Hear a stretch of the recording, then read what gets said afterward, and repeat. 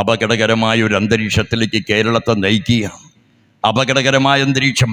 ഞാൻ ചോദിക്കട്ടെ, തെരഞ്ഞെടുപ്പ് കാലത്ത് ഇസ്രയേലിനെ വിമർശിച്ചപ്പോഴേക്കും അപകടം. ഇസ്രയേൽ എന്ന് പറയുന്ന രാജ്യത്തെ അല്ലല്ലോ കമ്മ്യൂണിസ്റ്റ് പാർട്ടി വിമർശിച്ചത്, ഇസ്രയേലിൻ്റെ നയത്തെയല്ലേ. ഇസ്രയേലിൻ്റെ നയത്തെ വിമർശിക്കണ്ടേ? ഇസ്രയേലിൻ്റെ നയത്തെ വിമർശിക്കാതെ കമ്മ്യൂണിസ്റ്റുകാർക്ക് എങ്ങനെ മുന്നോട്ട് പോകാൻ പറ്റും?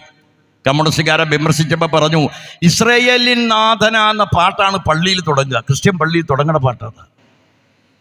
അപ്പോൾ നമ്മൾ പറഞ്ഞു, ഇത് ഇസ്രയേലിലെ നെത്യാനാഹു എന്ന് പറയുന്ന അപകടകാരിയാണ്. അയാൾ ചെയ്യുന്നത് വേറെ താല്പര്യമാണ്. ജെറുസലേം പള്ളിയും ജോർദാൻ നദിയും തെക്കൻ ഗാസയും വടക്കൻ ഗാസയും അടങ്ങുന്ന ഒരു പിടി ആളുകൾ ജീവിതം തള്ളി നീക്കാൻ പ്രയാസപ്പെടുന്ന പാലസ്തീനെ കൊന്നു തള്ളാൻ ശ്രമിക്കുന്നത് സാമ്പത്തിക താല്പര്യമാണ്. ഞങ്ങൾ പറഞ്ഞു, എന്താ സാമ്പത്തിക താല്പര്യം എന്നറിയും? ഇപ്പോൾ തെക്കൻ ഗാസയിൽ എണ്ണ കണ്ടുപിടിച്ചു. എണ്ണ എല്ലാ പശ്ചിമേഷ്യയിലും എണ്ണ ഉൽപ്പാദിപ്പിക്കുന്ന രാജ്യങ്ങളിലും എണ്ണ കുറഞ്ഞു വരുന്ന സമയത്താണ് തെക്കൻ ഗാസയുടെ കടലിടുക്കിൽ ഇഷ്ടം പോലെ എണ്ണ കണ്ടത്. എണ്ണ കണ്ടപ്പോൾ ആ എണ്ണ കണ്ട അമേരിക്ക പറഞ്ഞു, എന്ത്? ആ തെക്കൻ ഗാസയിൽ നിൽക്കുന്ന ആ മുസൽമാനെ മുഴുവൻ ഓടിക്കണം, അല്ലെങ്കിൽ കൊല്ലണം. തെക്കൻ ഗാസ നീ പിടിക്കണം. ലോകത്തെ എല്ലാ സമ്പൽ സമൃദ്ധമായ രാജ്യങ്ങളും ആരുടെ കൂടിയാണ്? അല്ലാഹു അക്ബർ എന്ന് വേദനിക്കുന്ന ആ പാലസ്തീനിലെ പെൺകുട്ടികൾ, പകുതി വസ്ത്രമായി നടക്കുന്ന കുട്ടികൾ, പകുതി വസ്ത്രമാണ്. ഒരു തുർക്കിയിൽ നിന്ന് വന്നൊരു പത്രക്കാരൻ, ഒരു മാധ്യമ പ്രവർത്തകൻ, ഒരു പെൺകുട്ടി, അർദ്ധനഗ്നമായി നടക്കുന്ന ഒരു പെൺകുട്ടിക്ക് ഒരു വസ്ത്രം എടുത്തു കൊടുക്കുന്നത് നിങ്ങൾ കണ്ടില്ലേ? നിങ്ങൾ യൂട്യൂബ് അടിക്കുമ്പോൾ വേറെ അല്ലല്ലോ കാണണ്ടേ, ഇത് കാണണ്ടേ? വസ്ത്രം വേണോ മോളെ എന്ന് ചോദിക്കുമ്പോൾ ആ കുട്ടി പറയുന്ന രംഗമുണ്ട്. എന്താ രംഗം എന്നറിയോ? എനിക്ക് എന്തെങ്കിലും തിന്നാൻ തന്നാൽ മതി, വസ്ത്രം വേണ്ട. 4 അട്ടാണിയുമായി ഒരു പെൺകുട്ടി ഉമ്മാടെ അടുത്തേക്ക് ഓടുന്നു. അവരുടെ ഭാഷയിൽ ഉമ്മാ എന്ന് വിളിച്ചോടുന്നു. ഉമ്മാ എന്ന് കാണിച്ച് കൈ കാണിക്കുന്നു. 5 അട്ടാണി. 5 അട്ടാണിയിൽ മകൾക്ക് കൊടുക്കാതെ ഉമ്മ 5ഉം പറക്കി എടുക്കുന്നു. എടോ, ഞങ്ങൾ ആരുടെ പക്ഷത്ത് നിൽക്കണം? ബംഗ്ലാദേശിൽ കലാപം വന്നപ്പോൾ ഒറ്റപ്പെട്ടു പോയ ഹിന്ദുക്കളുടെ കൂടെ നിന്നവരാടോ ഞങ്ങൾ? ബംഗ്ലാദേശിൽ കലാപത്തിൽ ഒറ്റപ്പെട്ടു പോയ ഹിന്ദുക്കളുടെ കൂടെ നിന്നവരുടെ പേരും കമ്മ്യൂണിസ്റ്റാണ്. അവിടെ പാലസ്തീനെ തകർക്കാൻ യാസർ അറാഫത്തിനെ പ്രിയപ്പെട്ടവരെ 7 തവണ കൊല്ലാൻ ശ്രമിച്ചവരാണ് ഈ ഇസ്രയേലി ജൂതൻ എന്ന് പറയുന്നവൻ. 7 തവണ പാവത്തിനെ കൊന്നില്ല. അവസാനം പാലസ്തീനിൽ ഈ മറ്റേ ഉഗാണ്ടെ കൊണ്ടുവയ്ക്കാൻ പോയതാണ് ഈ ഇസ്രയേൽ എന്ന് പറയുന്ന രാജ്യത്ത്. ആരായുടെ കൊല്ലുന്നത്? 100 ലക്ഷത്തോളം വരുന്ന ജൂതന്മാരെ കൊന്നില്ലേ? ആരാ കൊന്നത്? പാലസ്തീനാണോ? അല്ല. ആരാ കൊന്നത്? ഹിറ്റ്ലറാണ്. ഹിറ്റ്ലർ ആരാ? റോമൻ കത്തോലിക്കനാണ്. അന്ന് ആരാ ഇതിനെ പിന്തുണച്ചത്? മാർപ്പാപ്പയാണ്. പിന്നീട് അതിനു മുമ്പ് യേശുവിനെ കൊന്നതാരാ? ജൂതനാണ്. യോഹന്നാനെ കൊന്നതാരാ? ജൂതനാണ്. യേശുവിനെ ഒറ്റിയ ജൂദാസിനെ രാത്രി തന്നെ തൂക്കിലേറ്റി കൊന്നതാരാ? ജൂതനാണ്. പത്രോസിൻ്റെ കൈവെട്ടിക്കളഞ്ഞതാരാ? ജൂതനാണ്. നിങ്ങൾ ആളുകളെ പറ്റിക്കാൻ വേണ്ടി കത്തോലിക്കയിലെ അല്ലെങ്കിൽ കത്തോലിക്ക സഭയിലെ മൈനോറിറ്റിയിലെ ഒരു ചെറിയ വിഭാഗത്തെ തെരഞ്ഞെടുപ്പിൽ കിട്ടാൻ വേണ്ടി നിങ്ങൾ നടത്തിയ നാടകം. കമ്മ്യൂണിസ്റ്റ് പാർട്ടി മുസ്ലിമിനെ പ്രീണിപ്പിക്കൽ വേറെ, അവൻ്റെ പ്രശ്നങ്ങളിൽ കൂടെ നിൽക്കുന്നത് വേറെ. കൂടെ നിൽക്കുന്ന പ്രശ്നം വരുമ്പോൾ അത് തെരഞ്ഞെടുപ്പ് കാലമായതുകൊണ്ട് ഞങ്ങൾ ഈ സമയത്ത് കൂടെ നിൽക്കില്ല എന്ന് പറയാൻ പറ്റും. കൂടെ നിൽക്കുന്ന അല്ലെങ്കിൽ തന്നെ ഇസ്ലാമിനെ കൊല്ലുന്നതിൻ്റെ കൂടെ നിൽക്കേണ്ട കാര്യമെന്താണ്?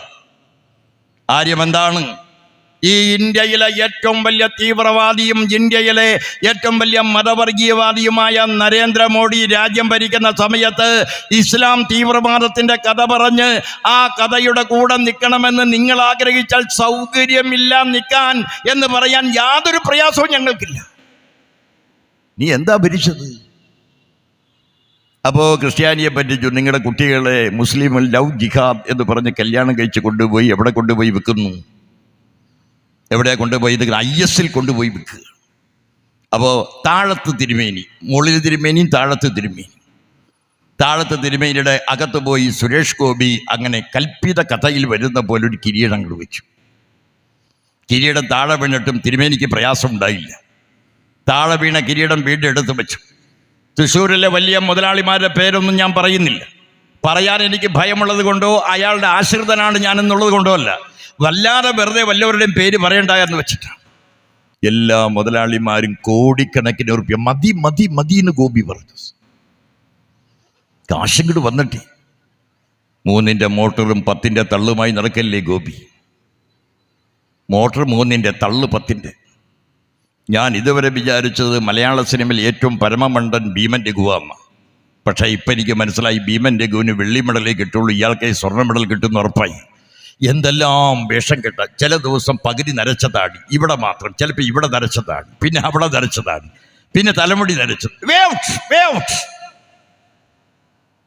പിണറായി വിജയനും മക്കളും ഭാര്യയും കൂടി എവിടേക്കോ വിമാനത്താവളത്തിൽ പോകുമ്പോൾ കയറാൻ വേണ്ടി പോകുമ്പോൾ പത്രക്കാർ പറഞ്ഞു മാറിക്കുന്നു. പിന്നെ അവൻ്റെ സ്വകാര്യ ജീവിതത്തിൽ ഏത് വ്യക്തിയുടെയും സ്വകാര്യ ജീവിതത്തിൽ ഇടപെടാൻ പത്രക്കാർക്ക് എന്താ അവകാശം? പത്രക്കാർക്ക് പ്രത്യേക അവകാശം ഇന്ത്യയിൽ എവിടെയാണ് ഉള്ളത്? ഏത് അവകാശ പത്രക്കാരന് കൂടുതലുള്ളതെന്ന് പറഞ്ഞു തരാം. പൗരാവകാശമുണ്ടോ? മനുഷ്യാവകാശമുണ്ടോ? അറിയാനുള്ള അവകാശമുണ്ടോ? അറിയിക്കാനുള്ള അവകാശമുണ്ടോ? നിങ്ങളുടെ വീട്ടിൽ കയറി ചോദിക്കാനുള്ള അവകാശം പത്രക്കാർക്കുണ്ടോ? പത്രക്കാർക്ക് ഈ മനുഷ്യനുള്ള അവകാശം മാത്രമേ ഉള്ളൂ എന്നതറിയണം. ആ പത്രക്കാർ കുടുംബമായി പോകുമ്പോൾ മാറാൻ പറഞ്ഞ തെറ്റാണോ?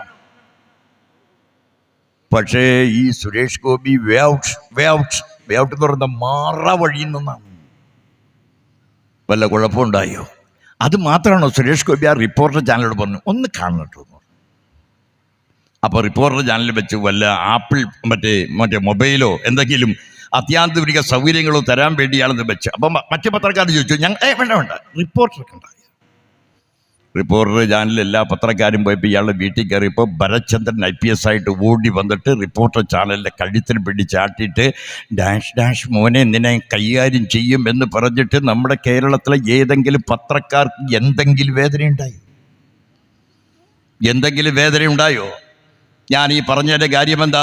സുരേഷ് ഗോപിയെ പോലെ ഒരാൾ ജയിക്കുന്നത് നേരത്തെ സ്വരാജ് പറഞ്ഞതാണ്. ആ പ്രതാപൻ എന്ന് പറയുന്ന പഹയൻ ചെയ്ത പണി എന്തെല്ലാം വേഷം കെട്ട ആ മുരളീനെ വാ എന്ന് കാലം കോഴി വിളിക്കണ പോലെ വിളിച്ചു കൊണ്ടുവന്ന് അയാളെ ഒരു വണ്ടിയുടെ മുകളിൽ കയറ്റി ഓടി വന്നൊരു ഉമ്മ. ഒന്നാമത്തെ എന്തോ ഒരു പെശ കേൾക്കേണ്ടത് കണ്ടപ്പോൾ എനിക്ക് തോന്നി.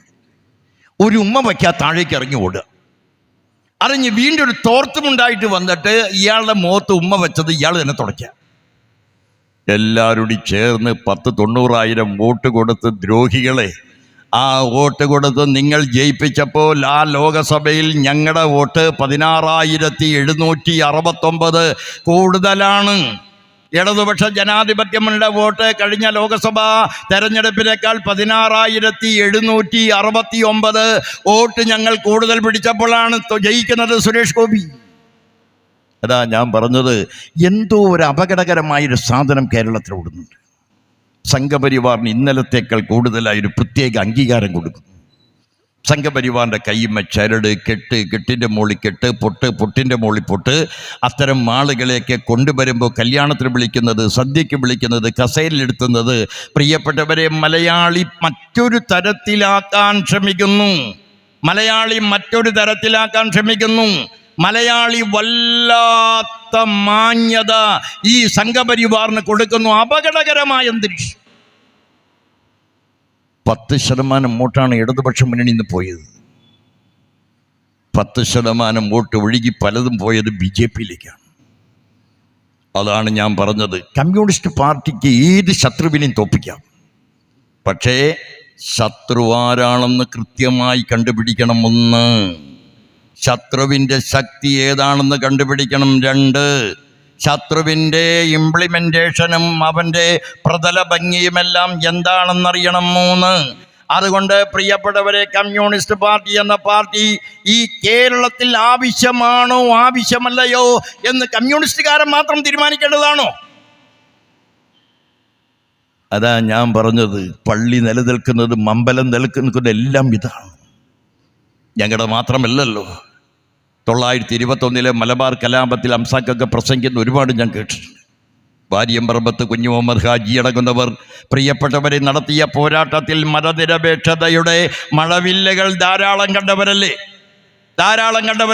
വക്കം അബ്ദുൽ ഖാദർ മൗലവി 904 പത്രം തുടങ്ങിയ ആ പത്രത്തിന്റെ പേര് ഇസ്ലാം എന്നായിരുന്നു.